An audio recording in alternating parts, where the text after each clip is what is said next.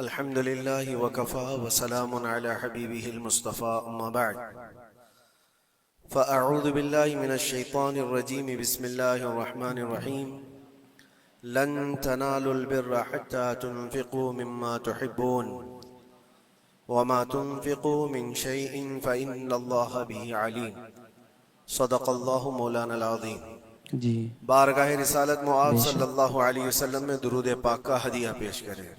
جی اللهم صل على سيدنا ومولانا محمد معدن الجود والكرم وآله وأصحابه الكرام وابنه الكريم وبارك وسلم صلاة دائمة سرمدا أبدا. اسلامی مہینوں کا یہ آخری مہینہ جی ذی الحجۃ الحرام، اور اس کے بعد پھر پہلا مہینہ محرم الحرام بے شک دو عظیم قربانیوں کو یاد دلاتا ہے.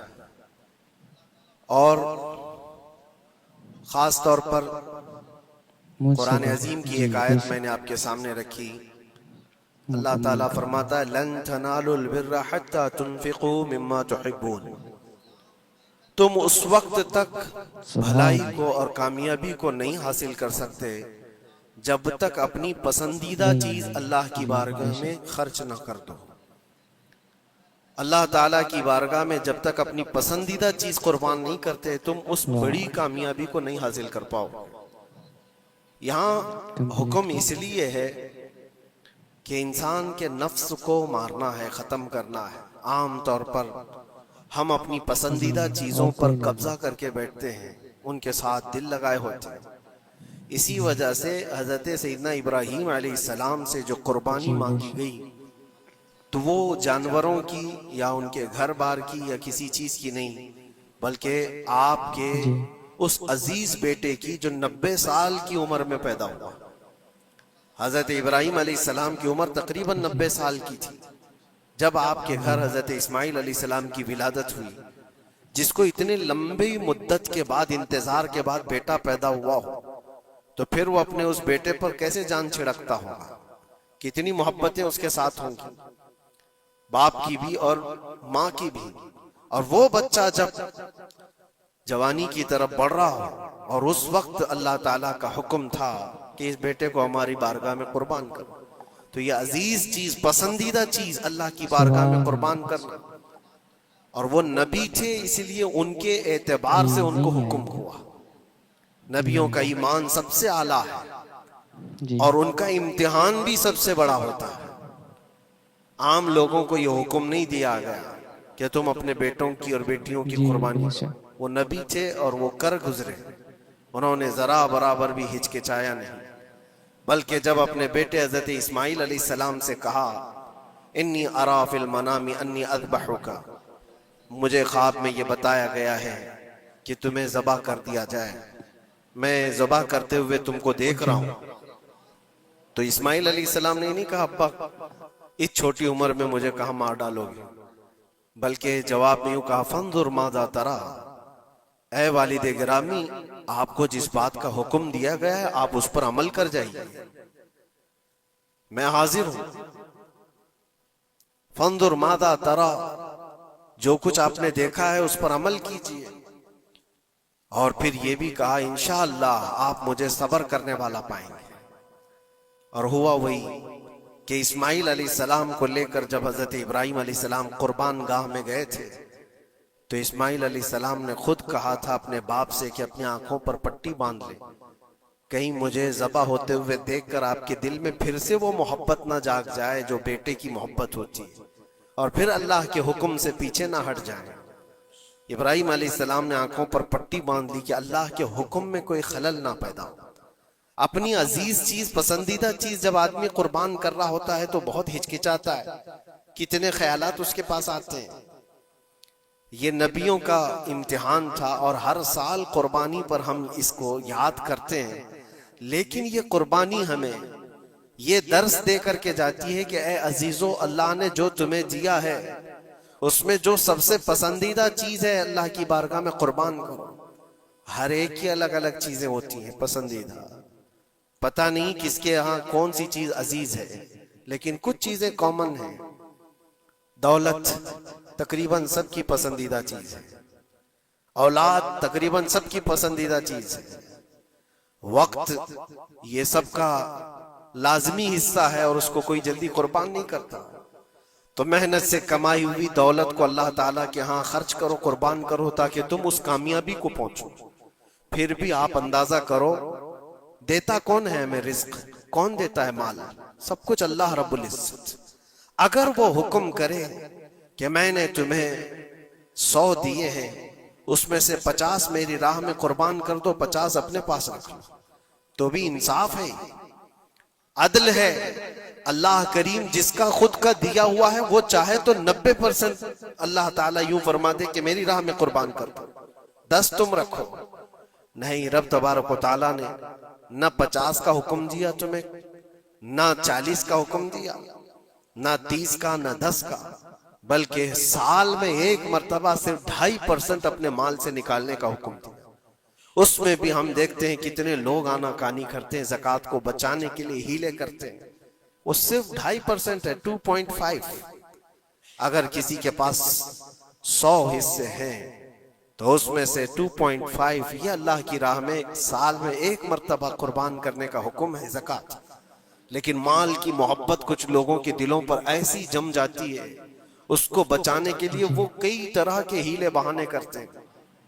جبکہ یہ بھی میں آپ کو بتا دوں، انکم ٹیکس جو ہوتا ہے وہ تمہاری انکم پر لیا جاتا ہے، جتنا تم کما رہے ہو اس پر ٹیکس دینا ہوتا ہے۔ لیکن زکوٰۃ انکم پہ نہیں ہے، زکوٰۃ سیونگ پہ ہے، جتنا تم بچا رہے ہو اس پر زکوٰۃ ہے۔ تم کما رہے ہو کتنا اس پر کوئی زکوٰۃ نہیں۔ اگر تم مہینے میں 1 کروڑ روپے کماتے ہو اور 1 کروڑ روپے پورے خرچہ بھی کر جاتے ہو تو سال بھر میں تم پر کوئی زکوٰۃ نہیں، کوئی زکوٰۃ نہیں۔ لیکن ہاں اگر بچا کر کے رکھتے ہو تھوڑا حصہ تو سال بھر میں وہ بچی ہوئی حصے پر اللہ کی طرف سے زکوٰۃ کا حکم ہے۔ اسی لیے اسلام میں ذخیرہ اندوزی، جمع کرنا، یہ ایک برا کام ہے۔ اسی سے دل پر میل جمع ہوتا ہے۔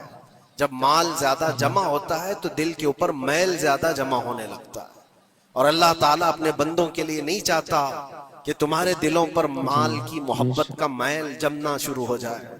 اسی لیے ہر سال اتنا حصہ نکال دیا کرو۔ عزیزان گرامی وقار، یہ تو مال کے متعلق تھا، اور باقی اللہ تعالیٰ قرآن میں یہ بھی فرماتا ہے۔ مثال کے طور پر میں آپ کو بتا دوں، اللہ کے نبی صلی اللہ تعالیٰ علیہ وسلم کے پاس کچھ چیزیں آئیں، آپ نے تقسیم فرما دیا، کچھ ایک حصہ کچھ باقی رہ گیا تھا، گوشت تھا یا کھجوریں تھی۔ اس گوشت کا حصہ گھر میں رکھا گیا۔ آپ صلی اللہ علیہ وسلم نے بعد میں پوچھا کتنا بچا ہے اور کتنا دے دیا گیا؟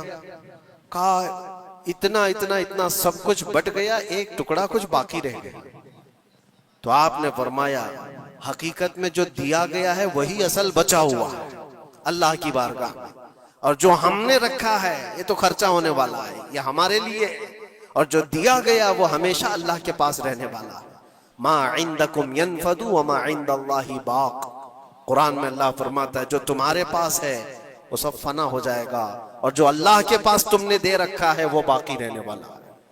اسی لیے اللہ تعالیٰ خود فرماتا ہے بنی آدم جو اپنے ہاتھ سے صدقہ کرتا ہے اس کے صدقے کو میں خود لیتا ہوں اور اس کو بچھڑے کی طرح پال کر کے بڑا کرتا ہوں۔ قیامت کے دن وہ بندہ آ کر دیکھتا ہے ایک سکہ کچھ خیرات کیا تھا اپنی زندگی میں، اور وہاں دیکھو تو پہاڑ کے برابر نیکیاں اس کی ہوں گی۔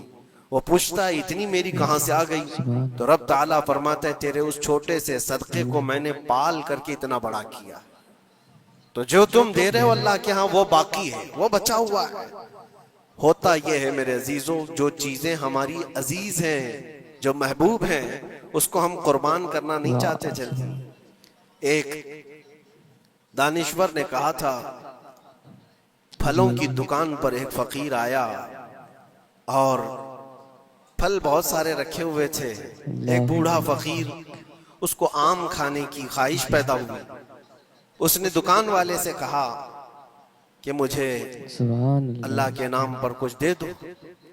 ظاہر سی بات ہے جو چھٹے ہوئے آم تھے، جو نکالے ہوئے تھے، جن کے اندر سڑن پیدا ہو چکی تھی وہ سائڈ کیا گیا تھا، اس میں سے نکال کر کے اس نے دے دیا فقیر۔ عام طور پر یہی ہوتا ہے، دینے کے لیے جو نکالا جاتا ہے وہ الگ ہوتا ہے۔ وہ لیا، تھوڑی دیر کے بعد اس کے پاس 10 درہم تھے۔ وہ فقیر آیا اور کہا 10 درہم ہے، اس کے مجھے آم چاہیے، یہ پیسوں کے اچھے آم تھے۔ تو 10 درہم لیا دکان والا اور اچھے سے چن کر کے 2 آم اس کو دیا جو بنتے تھے۔ وہ فقیر ہاتھ میں دونوں آم لیا اور پھر اللہ کی بارگاہ میں دکھا کر کہا، اے اللہ دیکھ اس بندے نے تجھے کیا دیا ہے اور مجھے کیا دیا ہے۔ تیرے نام پر مانگا تھا تو سڑی ہوئی چیزیں دیا، اور میرے پیسوں سے دیا ہے تو اچھا مال دیا۔ کیا یہ عام طور پر نہیں ہوتا ہمارے ہاں؟ کھانا اگر بچ جائے تو اسے تک بانٹنے میں دے دیا جائے۔ اس وقت مدرسے کے بچے یاد آتے ہیں، ولیمے میں، شادی میں، منگنی کی رسم میں کھانا دیگوں بنایا جاتا اور بچ جائے تو سوچتے ہیں کسی مدرسے میں غریب طلبہ کو دے دیا جائے، یا فقیروں اور مسکینوں کو کھرچن دینے کے لیے ہم کھڑے رہتے ہیں کہ بچ گیا ہے، خراب ہو جائے گا، اس سے اچھا ہے کہ غریب لوگ کھا لیں گے۔ ایسا کیوں نہیں ہوتا کہ جب دیگ پک کر تیار ہو جائے تو اس کا اوپر والا پہلا کھانا فقراء کو دے دیا جائے، کیونکہ وہ اللہ کے نام پر دیا جا رہا ہے۔ ہمارے اپنے کھانے سے پہلے غربا اور مساکین کا خیال کر لیا جائے۔ اسی لیے مجھے وہ بات یاد آتی ہے، رسول مکرم صلی اللہ تعالی علیہ وسلم کی عادت کریمہ تھی، جب آپ کے دسترخوان پر کوئی فقیر آتا تو اللہ کے نبی صلی اللہ علیہ وسلم کے دسترخوان پر جو کچھ ہوتا سب سے پہلے اس کو پیش کرتے تھے۔ حضور پاک صلی اللہ علیہ وسلم رمضان کے مہینے میں دسترخوان پر بیٹھے ہوئے ہیں، ایک مسافر آیا بڑی دور سے، وہ حضور کو ملنے کے لیے آیا تھا۔ حضور پاک صلی اللہ علیہ وسلم اصحاب صفہ کے ساتھ، جو 70 صحابہ غریب صحابہ حضور کے در پر پلتے تھے، ان کے ساتھ افطاری کر رہے تھے، اور ایک مسافر آیا، اس کو بلایا گیا، آ جاؤ دسترخوان پر۔ 70 لوگوں کے بیچ میں دودھ کا ایک پیالہ تھا بس افطاری کے لیے، اور وہ جو مسافر آیا اس کو بٹھایا گیا، بڑا بھوکا تھا، اس سے کہا گیا لو آپ تناول کرو، آپ دودھ پی لو۔ اس نے اٹھایا، کسی کا خیال ہی نہیں کیا، پورا دودھ پی گیا۔ اللہ کے نبی صلی اللہ علیہ وسلم نے مسکرا کر کہا، اللہ تیرا بھلا کرے، آتا ہے فقیروں پہ انہیں پیار کچھ ایسا، خود بھیک دیں اور خود کہیں منگتے کا بھلا ہو۔ ہماری پسندیدہ چیز اگر کوئی اٹھا لے تو پھر ہم آگ بگولا ہو جائیں۔ خاص طور پر اگر یہ آزمانا ہو تو رمضان میں افطار کے موقع پر دیکھیں، اپنے دسترخوان پر سے ہمارے سامنے کی چیز کوئی اور اٹھانے لگ جائے تو پارا چڑھ جاتا ہے، غصہ آنے لگتا ہے، ہم نہیں دینا چاہتے، وہ سارا اپنا جمع کر کے رکھا ہوا ہوتا ہے۔ یہی وہ امتحان ہے جو قرآن میں اللہ فرماتا ہے، اپنی پسندیدہ چیز جب تک تم اللہ کی بارگاہ میں نہیں قربان کرو گے اس کامیابی کو نہیں پہنچ سکتے۔ ہمارا دل چھوٹا ہے، اسی وقت اندازہ ہو جانا چاہیے کہ میرے دل میں وسعت کتنی ہے، کشادگی کتنی ہے۔ آزما کر کے دیکھ لینا، افطاری کے ٹائم پہ تھوڑا سا تمہارا شربت کوئی اٹھا لے یا کوئی فروٹ تمہارے ادھر سے ادھر کر دے دسترخوان پر، جھگڑے ہوتے ہیں بہت سارے، غصے میں آگ بگولا ہوتا ہے، لال پیلا ہوتا ہے، پتہ نہیں کیا کیا سنا دے گا۔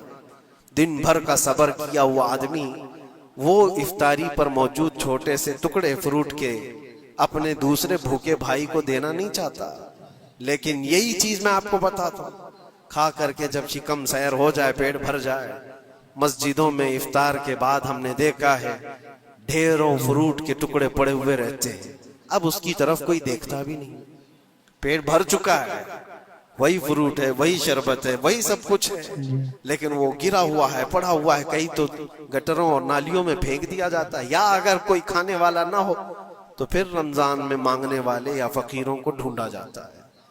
اپنا پیٹ بھر جانے کے بعد پھر فقیروں کو ڈھونڈنا، یہ وہ امتحان نہیں ہے جو ابراہیم علیہ السلام نے دیا تھا۔ ہاں، اور اس کے بعد برتن اٹھا دیا گیا، وہ صحابی رسول حضرت طلحہ بھی بھوکے سوئے، ان کی بیوی بھی بھوکی سوئی، ان کا بیٹا بھی بھوکا سویا، صرف ایک مہمان کی مہمان نوازی کے لیے، اپنی عزیز چیز، اپنی پسندیدہ چیز قربان اللہ کے نام پر۔ لیکن میرے عزیزوں، واقعہ صرف اتنا ہی نہیں ہے، صبح ہوتی ہے، حضور پاک صلی اللہ علیہ وسلم صحابہ سے کہتے ہیں طلحہ کہاں ہے؟ حضرت طلحہ اس مہمان کے ساتھ آئے، حضور دیکھ کر مسکرانے لگے، طلحہ تمہاری مہمان نوازی کی تعریف جنت میں فرشتوں کے درمیان ہو رہی ہے.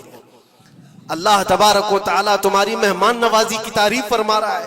جبرائیل آئے تھے اور مجھے بتا گئے کہ آپ کے ایک صحابی نے اللہ کے نام پر اپنا سب کچھ اس مہمان کو کھلایا. یہ ہے جس کو ایثار کہتے ہیں, اس کو کہتے ہیں یہ قربانی. پیٹ خالی ہو اور دوسرے کا خیال ہو. پیٹ بھر جانے کے بعد تو پھر وہ ویسٹیج دینے کی بات آتی ہے, اپنے گھر کا بوجھ نکالنے کی بات آتی ہے. اچھی چیز جب اللہ کریم کی بارگاہ میں دے دیا جائے تو وہی قرآن میں اللہ نے فرمایا لن تنالوا البر حتى تنفقوا مما تحبون. تم اس وقت تک اس کامیابی کو نہیں پہنچ سکتے جب تک کہ اپنی پسندیدہ چیز اللہ کی بارگاہ میں قربان نہیں کرتے. پسندیدہ کا لفظ ہے, اپنی چاہی ہوئی چیز کا ہے. اسی لیے عزیزان گرامی وقار, حضور اکرم صلی اللہ تعالی علیہ وسلم کے صحابہ میں سے ہم نے دیکھا ہے ان صحابہ اکرام نے کبھی ان چیزوں کو ایسا پسند نہیں کیا, ایسا پیار نہیں کیا دنیا کو گلے لگا کر. اس کے باوجود بھی اس کو قربان کرتے رہے, قربان کرتے رہے. جو چیز دنیا میں تمہیں غافل کرتی ہے وہ یہی چیزیں ہیں جس کو اللہ تعالیٰ تم سے دور کرنا چاہتا ہے. قرآن پاک میں اللہ تعالیٰ پوچھتا ہے یا ایھا الانسان ما غرک بربک الکریم, اے انسان تجھے تیرے رب سے کس نے دھوکہ دیا ہے؟ کون ہے جو تجھے تیرے رب سے دور کیا ہے؟ یہ تمہاری دکانیں, یہ تمہاری جائیداد کا حساب کتاب, یہ تمہاری اولاد کی محبت, تمہاری بیویوں کی محبت, یہ وہ ساری دنیا ہے جو تجھے اللہ کی عبادت سے دور کیے جا رہی ہے. کیوں وقت پر تمہاری نماز ہوتی نہیں؟ ریزن خود تلاش کر لینا آپ جا کر کے. ظہر میں کہاں تھا, کون سی چیز نے مجھے نماز سے روکا تھا؟ عصر میں کہاں تھا, کس چیز نے مجھے سجدہ کرنے سے دور کر دیا؟ ریزن آپ خود ڈھونڈو, روزانہ آپ خود ڈھونڈو. مغرب میں کیوں سر نہیں جھکا پایا میرے رب کی بارگاہ میں؟ کون سی چیز مجھے روکی تھی؟ کیا میں دکان پر بیٹھا تھا؟ تو وہ دنیا ہے جو دھوکہ ہے جو تجھے اللہ سے دور کر رہی ہے. یا تم دوستوں کے ساتھ بات چیت میں بیزی ہو گئے تھے تو یہ دوست شیطان ہیں جنہوں نے تجھے اللہ سے دور کیا تھا. یا کوئی اور چیز تھی, موبائل میں بیٹھا تھا, گیم کھیل رہا تھا, یہ وہ دنیا ہے جو تجھے اللہ سے دھوکہ دی ہوئی. ٹی وی میں بیٹھا تھا, میچ میں بیٹھا تھا, کھیل کود میں تھا. یہ ساری چیزوں کا ریزن آپ خود ڈھونڈو. یہ عبادتوں سے کون ہے جو مجھے دور کیا ہے؟ اللہ کریم کی بارگاہ میں سر جھکانے سے کون سی چیزیں روک رہی ہیں؟ مجھے بتاؤ قسم رب ذوالجلال کی, آج کسی نے تمہارے گردن پر تلوار رکھی ہے کہ اگر سجدہ کرو گے تو کاٹ دیے جاؤ گے, مار دیے جاؤ گے؟ کسی نے تم کو نیزہ دکھا کر کہا کہ مسجد جاؤ گے تو گھونپ دیا جائے گا؟ کوئی چیز نہیں ہے. تمہارا نفس ہے جو تمہیں دور کیا ہوا ہے. تمہاری اپنی وہ چیزیں ہیں جن کو تم دل سے لگائے ہوئے ہو. اللہ کریم کی بارگاہ میں آنے کے لیے جو اہمیت تمہیں دینا چاہیے وہ دوسروں کو اہمیت دینے لگ گئے. اسی لیے ایک بزرگ نے کیا خوب کہا تھا, وہ اپنے مرید کی دکان میں گئے, بہت بیزی شیڈول تھا اس مرید کا, دکان میں اتنے گاہک ہوتے تھے, بھیڑ ہمیشہ, وقت ہی نہیں ملتا تھا بیچارے. لیکن پیر صاحب آئے ہیں دکان میں تو عزت و احترام ہونی چاہیے. اپنے مرشد کو اس نے بلایا, کرسی پر بٹھایا, بہت دیر تک وہ اس کی دکان میں پڑھتے رہے, بیٹھے رہے. وہ بھی خوش باش تھا, پیر صاحب آئے پڑھے تو اور برکت, اور اس کو وقت ہی نہیں ہے. تھوڑی دیر کے بعد پیر و مرشد نے اس کے دکان کی چیزیں اٹھا کر کے جو ڈبے وغیرہ تھے سونگنے لگے. یہ سونگا, وہ سونگا. اس مرید نے پوچھا حضور یہ آپ کیا کر رہے ہیں, کیا سونگ رہے ہیں؟ کہا میں یہ دیکھ رہا ہوں کہ ان ڈبوں میں کہیں تو پخانہ تو نہیں کرتا, کہیں تو اپنی حاجت اسی میں تو نہیں کرتا. اس نے کہا کیوں آپ ایسا کہہ رہے ہیں؟ کہا تو جتنا بیزی ہے جانے کا موقع کہاں ملتا ہوگا, یہیں تو اپنا ٹوائلٹ بھی کرتا ہوگا. اس نے کہا حضور اتنا وقت تو نکال لیتا ہوں, طہارت کے لیے جا سکتا ہوں, استنجا پخانے کے لیے تو جا سکتا ہوں. زوردار تماچا انہوں نے لگایا, اپنے پیٹ کی گندگی نکالنے کے لیے تیرے پاس وقت ہے, اس رحمان کے دربار میں سر جھکانے کے لیے تیرے پاس وقت نہیں. تو نے کس چیز پر اپنی پوری اپنا دل لگا رکھا ہے؟ یہ تھی ان کی تربیت. حقیقت ہے میرے عزیزوں, ہم اگر ریزن ڈھونڈیں تو چھوٹی چھوٹی چیزوں کے لیے ہم اپنا وقت بھی دیتے ہیں, پیسے بھی دیتے ہیں, لیکن اللہ کریم کے ساتھ تمہارا کیا سلوک ہے؟ یہ حدیث سنا کر میں بس ختم کرتا ہوں۔ جی اللہ کریم خود فرماتا ہے، یہ حدیث قدسی ہے، حدیث قدسی اس کو کہتے ہیں فرمان اللہ کا ہے، زبان رسول اللہ کی۔ اللہ فرماتا ہے انا عند ظنی عبدی بی، بندہ میرے متعلق جیسا گمان کرتا ہے میں اس کے ساتھ ویسا سلوک کرتا ہوں۔